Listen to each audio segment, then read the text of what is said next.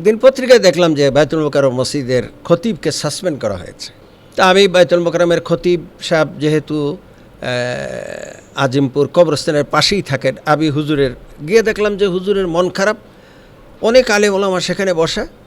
তা আমি গেছি পরে আমাকে বলতেছে যে দেখো, আমি বায়তুল মোকাররম মসজিদে শুক্রবার দিন খুতবা দিতে গিয়ে বলেছি যে তসলিমা নাসরিন নামক এক মহিলা, সে বলছে কোরআন শরীফের মধ্যে মহিলা সংক্রান্ত যত আয়াত আছে সব মুছে ফেলতে হবে। তা আমি বায়তুল মোকাররম মসজিদে ঘোষণা দিয়েছি আগামী শুক্রবারের আগে যদি তসলিমা নাসরিন যদি এই ক্ষমা না চায়, তওবা না করে, তাহলে আগামী শুক্রবারে আমি মুসলিমদেরকে নিয়ে কোরআনের ইজ্জত রক্ষার জন্য কর্মসূচি ঘোষণা করব। তখনই তৎকালীন সরকার বায়তুল মোকাররমের খতিব সাহেবকে সাসপেন্ড করে, ওনাকে নামাজ পড়ানো থেকে খুতবা দেওয়া থেকে বিরত রাখে। তখন আমি আমার সাবরাপাড়া মসজিদের ইমামতিকে বাদ দিয়ে আমি সেই বায়তুল মোকাররম মসজিদে গিয়ে অবস্থান নিয়েছিলাম। তো যার কারণে আমাদের আমি মাওলানা এটিএম হেমায়েতুদ্দিন আপনার উনিও একজন প্রখ্যাত আলেম, তো আমাদেরকে পুলিশ আপনার গ্রেপ্তার করেছিল। তিনি আপনাকে বলেছিলেন যে তেলাওয়াতটা পলিটিক্যাল হয়ে গিয়েছে, ওই এমপি সাহেবের নাম আপনার মনে আছে? নাম মনে আছে, কিন্তু আমি মনে করি যে সেও বাংলাদেশে তখন স্পিকার ছিলেন সম্ভবত জনাব হুমায়ুন রশিদ চৌধুরী। তো আমি নামটা আর বলতে চাই না। তো সেই আওয়ামী লীগের সময় 96 থেকে আপনার 2000 সাল পর্যন্ত। তো যাই হোক, পরবর্তীতে আমি যখন এটার ব্যাখ্যা দিলাম যে আমি যে কুলিল্লাহ মুআলিকা পড়ছি, এটাকে এখানে আল্লাহ রাব্বুল আলামিন বলেছেন যে সার্বভৌমত্বের মালিক আমি আল্লাহ, যাকে ইচ্ছা ক্ষমতা বসাই, যাকে ইচ্ছা ক্ষমতা থেকে নামিয়ে দেই। কিন্তু ওনারা কোরআন সম্পর্কে অগাধ জ্ঞানের অধিকারী না হওয়ার কারণে, ওই যে বলছি যাকে ইচ্ছা ক্ষমতায় বসাই, যাকে ইচ্ছা ক্ষমতা থেকে নামিয়ে দেই, ওনারা মনে করেছেন যে এই কথা বোধহয় কোরআন শরীফে নাই, আমি নিজ থেকে বলেছি।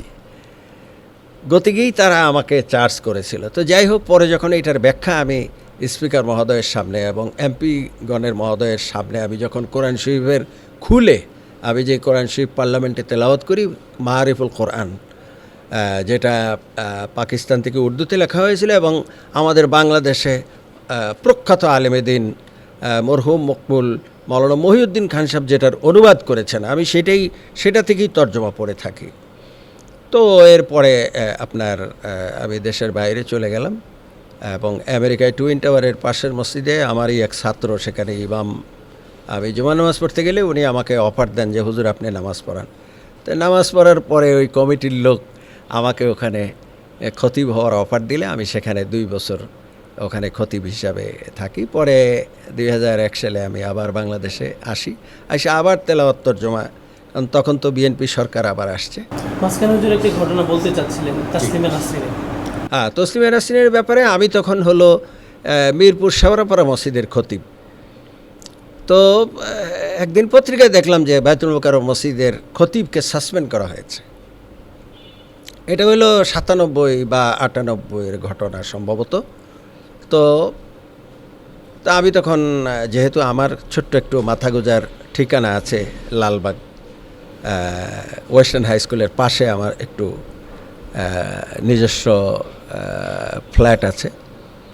তা আমি বায়তুল মোকাররমের খতিব সাহেব যেহেতু আজিমপুর কবরস্থানের পাশেই থাকেন, আমি হুজুরের গিয়ে দেখলাম যে হুজুরের মন খারাপ, অনেক আলেম ওলামা সেখানে বসা। তা আমি গেছি পরে আমাকে বলতেছে যে দেখো, আমি বায়তুল মোকাররম মসজিদে শুক্রবার দিন খুতবা দিতে গিয়ে বলেছি যে তসলিমা নাসরিন নামক এক মহিলা, সে বলছে কোরআন শরীফের মধ্যে মহিলা সংক্রান্ত যত আয়াত আছে সব মুছে ফেলতে হবে। তা আমি বায়তুল মোকাররম মসজিদে ঘোষণা দিয়েছি আগামী শুক্রবারের আগে যদি তসলিমা নাসরিন যদি এই ক্ষমা না চায়, তওবা না করে, তাহলে আগামী শুক্রবারে আমি মুসলিমদেরকে নিয়ে কোরআনের ইজ্জত রক্ষার জন্য কর্মসূচি ঘোষণা করব। তখনই তৎকালীন সরকার বায়তুল মোকাররমের খতিব সাহেবকে সাসপেন্ড করে, ওনাকে নামাজ পড়ানো থেকে খুতবা দেওয়া থেকে বিরত রাখে। তখন আমি আমার সাবরাপাড়া মসজিদের ইমামতিকে বাদ দিয়ে আমি সেই বায়তুল মোকাররম মসজিদে গিয়ে অবস্থান নিয়েছিলাম। তো যার কারণে আমাদের আমি মাওলানা এটিএম হেমায়েতুদ্দিন আপনার উনিও একজন প্রখ্যাত আলেম। তো আমাদেরকে পুলিশ আপনার গ্রেপ্তার করেছিল। যাই হোক, যারা নাকি কোরআনের পক্ষে, রসুলের পক্ষে যারা কথা বলে, অনেকেই সাহাবায়ে কেরামের সময় গ্রেপ্তার হয়েছেন। বিগত এই ১,৫০০ বছরের মধ্যে অনেকে হয়েছেন। এখনও বড় বড় আলেমরা হক কথা বললে অনেকেই গ্রেপ্তার হন, এটাই স্বাভাবিক। কিন্তু তাই বলে হকের পথেই থাকতে হবে। এরপর আবার আমি কন্টিনিউ করলাম। কিন্তু দুঃখজনক বিষয় হলো যে পার্লামেন্টে তেলাওয়াত করার জন্য ৮২ সালে আমাকে সম্মানী দিত প্রতিদিনের জন্য মাত্র ৫০ টাকা।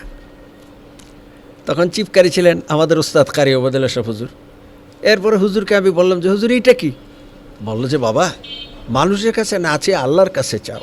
তো উনি তো অত্যন্ত ওলি আল্লাহ মানুষ ছিলেন, কোরআনের একেবারে নিবেদিত মানুষ ছিলেন। তো পরে আমি যখন নাকি 93-94 সালে দরখাস্ত করলাম, তো এইটা ৫০ টাকার জায়গাতে 100 টাকা হলো। এটাও দুঃখজনক।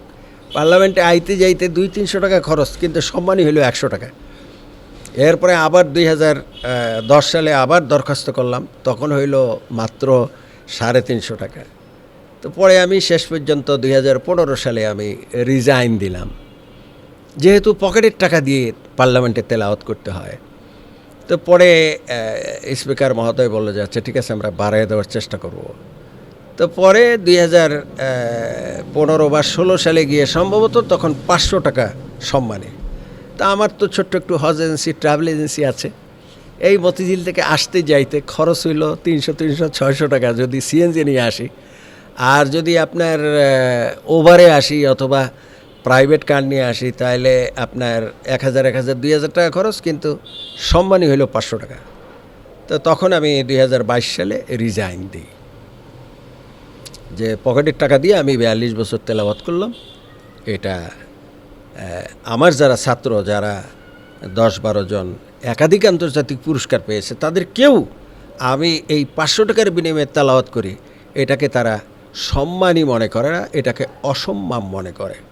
তখন আমি কারীদের, আলেমদের সম্মানকে উঠিয়ে ধরার জন্যেই আমি বৃহত্তর স্বার্থে তখন রিজাইন দিই। যাই হোক, এরপরে আপনার বর্তমান সরকার গঠিত হয়েছে। হওয়ার পরে আমি ধর্মমন্ত্রী, তিনি আবার অত্যন্ত প্রিয় মানুষ, জনাব আলহাজ মোফাজ্জল হোসেন কায়কোবাদ। উনি 88, 89, 90 তখনও উনি ধর্ম প্রতিমন্ত্রী ছিলেন। তো সেই থেকেই তার সাথে আমার খুব গভীর সম্পর্ক। এবারও উনি মন্ত্রী হওয়ার পরে আমরা অনেক আলেম ওলামা তার বাসায় গিয়েছিলাম, প্রায় 100 আলেম ওলামা। তো উনি বলছেন যে গোলাম মোস্তফা সাহেব তো আমার অত্যন্ত পরিচিত মানুষ। তা আমরা আশা করতেছি যে এই সরকার অন্তত কমপক্ষে যারা, যেমন আমি 5 বার আন্তর্জাতিক পুরস্কার প্রাপ্ত হয়েছি, এরকম আমাদের মধ্যে অনেক হাফেজ এবং কারিয়া রয়েছে, তারা কেউ 3টা, কেউ 4টা, কেউ 5টা আন্তর্জাতিক পুরস্কার পেয়েছে। তাদেরকে যেন পার্লামেন্টে 10,000, 5,000, 3,000 এইরকম করে তাদেরকে যেন সম্মানিত করা হয়। আর আরেকটি বিষয় আপনাকে আমি বলছি যে গত 15 বছরের মধ্যে বা 20 বছরের মধ্যে আমি বহুবার, যারাই ধর্মমন্ত্রী ছিলেন, আমি তাদের কাছে বলেছি যে বাংলাদেশে আমি সমগ্র জাতির সামনে এই সুখবরটি আমি আরেকবার আপনাদের এই চেঞ্জ টিভির মাধ্যমে কোটি মানুষের কাছে, এই বাংলাদেশের 18-20 কোটি মানুষ এবং সারা বিশ্বের 700 কোটি মানুষের কাছে এই সুখবরটা দিতে চাই যে পৃথিবীর 3য় বৃহত্তম মুসলিম দেশের হাফেজ এবং কারিগণ এবং আলেমগণ 220টি আন্তর্জাতিক পুরস্কার এনেছে। আলহামদুলিল্লাহ, আল্লাহর কাছে কোটি কোটি শুকুর যে আমার মনে হয় এশিয়ার মধ্যে এই 220টি আন্তর্জাতিক পুরস্কার এই অল্প সময়ের মধ্যে কোনো দেশে আসছে এটা আমার জানা নেই। কিন্তু আমি এই যে 15-20 বছর যাবৎ যে এই 220টি আন্তর্জাতিক পুরস্কার এসছে, তাদেরকে গণপ্রজাতন্ত্রী বাংলাদেশ সরকার একটি সার্টিফিকেটও দেয়নি। তাদেরকে ডেকে যে তাদেরকে একটা সম্বর্ধনা দেওয়া, বহুবার আমি দরখাস্ত দিয়েছি, একটা সম্বর্ধনার ব্যবস্থা করা হয় না। আমি চেঞ্জ টিভির মাধ্যমে আমাদের বর্তমান মাননীয় প্রধানমন্ত্রী, তিনি ধর্মীয় মূল্যবোধ প্রতিষ্ঠার সরকারের তিনি প্রধানমন্ত্রী, তিনি প্রেসিডেন্ট জিয়াউর রহমানের সুযোগ্য সন্তান, তিনি বেগম খালেদা জিয়ার সুযোগ্য সন্তান। আমি আশা করব তার সময়ে আমরা বাংলাদেশে আন্তর্জাতিক ক্যারাত প্রতিযোগিতা করার জন্য আমি বহুবার প্রস্তাব দিয়েছি, সরকার এটা করেনি। এরপরে আপনারা শুনলে হয়তো খুশি হবেন যে আমি নিজের উদ্যোগে, আমার যেখানে বসে আপনারা আমার এই সাক্ষাৎকার নিচ্ছেন, এইটা হইল আমার কেরাতের প্রতিষ্ঠান। এই মিরপুরেরই একজন দানবীর ব্যক্তি 5 কাঠা জায়গা দান করেছে, সেখানে আমি আল কোরআন ফাউন্ডেশন এবং দারুল কোরআন মাদ্রাসা করে এখানে আমি দীর্ঘ 30 বছর যাবৎ কোরআন পড়াই। আমি ফ্রি পড়িয়েছি 30 বছর, কারো কাছ থেকে কোনো টাকা পয়সা আমি নেই। আমি এই জন্য এইটাকে উৎসর্গ করেছি যে আল্লাহ আমাকে যে 5 বার আন্তর্জাতিক পুরস্কার দিয়েছে, সেই জন্য আল্লাহ আমাকে লক্ষ লক্ষ টাকা পুরস্কার বাবদ পাওয়ার কারণে আমি এই খাদ্যটাকে ফ্রি হিসাবে আমি নিয়েছি। তা আমি সরকারকে অনুরোধ করব যে যারা 220টি আন্তর্জাতিক পুরস্কার সারা পৃথিবী থেকে নিয়ে আসছে, যেমন ধরেন দর্শক এবং শ্রোতাদের উৎসাহের খোরাক হিসাবে আমি 2-1টি পয়েন্ট উপস্থাপন করছি। সেটা হলো, কুয়েতে যেই ব্যক্তি প্রথম স্থান অধিকার করে তার পুরস্কার হইল 75 লক্ষ টাকা। কাতারে এবং দুবাইতেও যে নাকি প্রথম স্থানে অধিকার করে, কমপক্ষে তার পুরস্কার হইল 50 লক্ষ টাকা। আমাদের দেশে আমি কয়েকজনের নামই বলে দিচ্ছি যে মানুষ যাতে উৎসাহ পায়। যেমন হাফিজ জাকারিয়া একাধিকবার আন্তর্জাতিক পুরস্কার পেয়েছে, 75 লক্ষ টাকা পুরস্কার পেয়েছে। তারপর হাফিজ তাকরিম 3-4 বার আন্তর্জাতিক পুরস্কার পেয়েছে, 75 লক্ষ টাকা করে এক একটা পুরস্কার। তারপরে আপনার আদেল, আজ থেকে সে 15 বছর আগে যে পুরস্কার পেয়েছে আদেল দুবাইতে। তারপরে আপনার হাফেজ কারি আবু রায়হান, তারপর আপনার হাফেজ জাকারিয়া, তারপর এই যে 4-5 জন, এবং আমার বন্ধু আল্লামা হাফেজ আব্দুল হক সাহেব, যার কয়েক লক্ষ হাফেজ টিচারেরা যার ছাত্র, তিনি আমার সাথে লিবিয়াতে গিয়েছিলেন, তিনি একাধিক আন্তর্জাতিক পুরস্কার পেয়েছিলেন, আমার সাথে লিবিয়াতে গিয়েও তিনি পেয়েছিলেন। তো অতএব কারণে আমি সরকারকে অনুরোধ করব, বাংলাদেশে যেন সরকারিভাবে আন্তর্জাতিক ক্যারাত প্রতিযোগিতার আয়োজন যেন 2026 বা 27-এর মধ্যে অবশ্যই করা হয়, এবং যারা আন্তর্জাতিক পুরস্কার এনেছে এই 220টি, তাদেরকে যেন সরকার একটি সম্বর্ধনার ব্যবস্থা করে। যারা একটি আন্তর্জাতিক পুরস্কার পেয়েছে, প্রথম স্থানে অধিকার করেছে, তাদেরকে যদি সম্ভব হয় 3 লক্ষ টাকা, যে সেকেন্ড হয়েছে তাকে 2 লক্ষ টাকা, যে থার্ড হয়েছে তাকে 1 লক্ষ টাকা, এরকম করে যদি সরকারের পক্ষ থেকে তাদেরকে এইরকম একটি সম্মাননা দেওয়া হয়। বাংলাদেশে এখন তো 50 জন আন্তর্জাতিক হাফেজ এবং কারি।